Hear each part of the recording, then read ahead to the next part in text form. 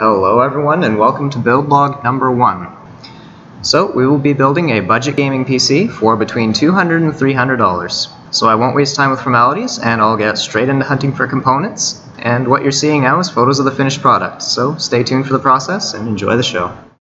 So I was on Kijiji and I believe I may have found a motherboard CPU RAM combo for about $50, which is actually what I was willing to pay for the motherboard alone, so that's a very attractive deal to me.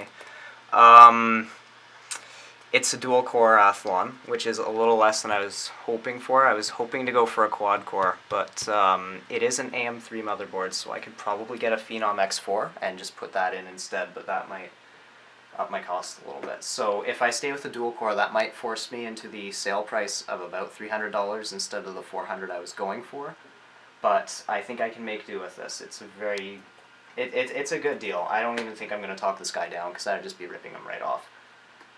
Alright, so we just got an email back from that guy selling the motherboard, CPU, and RAM. He says it's still available and he's willing to drop it off. So I absolutely am not going to talk this guy down. $50 is already a great deal, especially when he's willing to drive all that way and drop it off, because I don't know how I was going to get there with public transportation. That would have been a mess. So anyways, he wants me to call him and we'll work out some finer details, times, and arrangements and all that, and we'll be good to go. So it's looking like I just got a motherboard, CPU, and RAM for $50. Alright, so GG guy just came by and dropped off the motherboard, CPU, and RAM. He gave it an NA static tag, which is like really good. That was surprisingly professional for a Kijiji sell. Alright, so we have the motherboard, IO shield, and here's the motherboard. Full ATX form factor, and look at that. That's low profile RAM. That's probably server memory. It might even be ECC, which isn't a big deal because the CPU and motherboard aren't going to support that. But anyways, I was not expecting it to be an 8-pin power. If you just want to get that, I was not expecting that because this CPU only has a 65 watt TDP. I've read up a bit online, and I think I can get away with just powering it with a 4-pin. A lot of viewers are probably cringing at that, but what's the harm in trying, right? Anyways, this is the base platform. All I have left now is to try and source a graphics card, power supply, case, and we can pretty well just call it a day. And here's some images of the case I'll be using. I bought it new, so it looks in extra good condition to hold its resale value. It is a Deepcool Tesseract SWBK. I bought it for $60 Canadian after tax, and I made sure to get the model with the side panel window so that I could add custom LEDs. This case is flimsy at best, and cable management is absolutely atrocious, but it looks really good.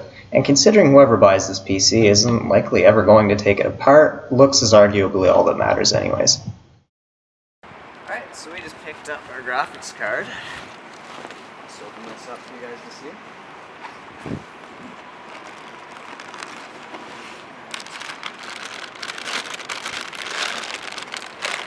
Is a GTX 260, so it's an older card. Still not terrible though, it's still more or less relevant.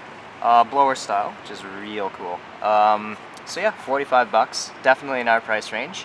And so far this will bring us up to a grand total of $185 for our build, and this card should be more than capable of running a lot of games at least medium-low settings, especially lighter games like Counter-Strike or whatnot like that. So very satisfied with this graphics card, and we'll probably do the build later today for you guys to see, so stay tuned.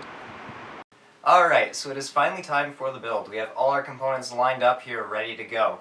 So a few things have happened since I last addressed you guys. First off, I have a power supply. I originally bought an Antec TruePower 550 watt for $35, but it actually turned out that that power supply is better than my current power supply, so I just went ahead and swiped that, and this is my old one now. This is a Thermaltake TR2 500 watt. It probably would have been around the same price anyways, it's just a very slight difference. Definitely enough to power a graphics card and motherboard, so 500 watts is definitely enough. I have also picked up a Toshiba 320GB 2.5-inch SATA hard drive. I just had this lying around from a dead laptop. I just pulled the hard drive out because it was working. If you can cut costs anywhere, do it. This probably would have cost about $15–20 buying used, so just if you're setting up something similar to this, just so you know how much of your budget you should be setting aside. But yeah, I'm dirt broke, so I found a way to save money and I took it. We also found a RGB color kit which was on sale for $15, so I jumped all over that. Because if you can make your computer look pretty for $15, it really helps the resale value. And on that note, no more delays, let's get to the build. Alright, so we have all our stuff set up on a test bench here, just to make sure it all works before we go putting it in a case. It's always good to test. So, I have our power supply set up, so I am just going to go in here and boot the pins together. Oh no, oh no. Okay, that should have turned... Oh. Rookie mistake. Okay. Now we should see life. There we go. Something on the monitor, please, please, please, please, please. Come on, yay! There we go. Okay. And insert move media, press the key. Yeah, okay, yeah, I know to do that. Alright.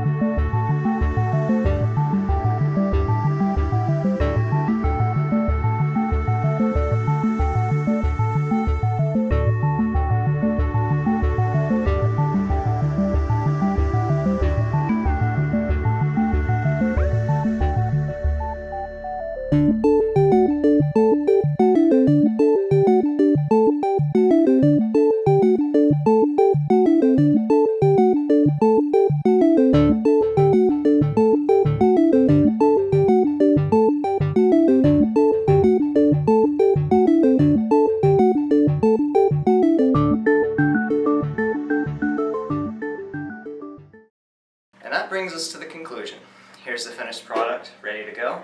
It cost us about $225 to build, and it's probably worth just over $300. I'm probably going to put it up for $350, $375.